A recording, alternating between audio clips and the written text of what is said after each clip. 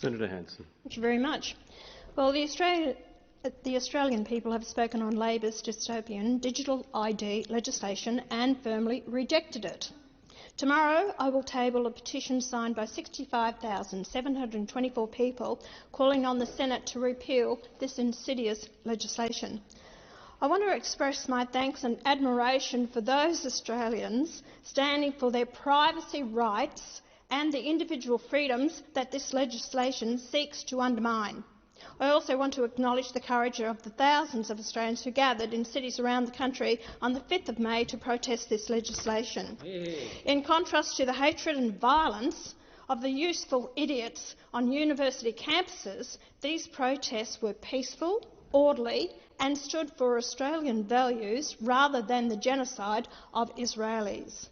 One Nation is committed to the repeal of this legislation, effectively a joint effort by Labor and the Coalition to monitor and control the Australian people.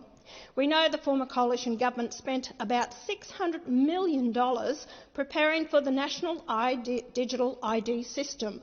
Shame.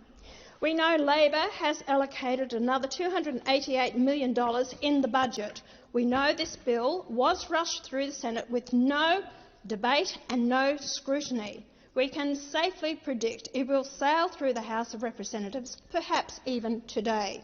We know Labor says it will be voluntary, but we also know this is a lie because the bill has provisions to make it mandatory in several circumstances.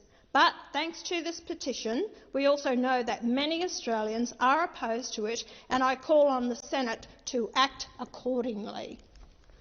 Before I call Senator Brockman,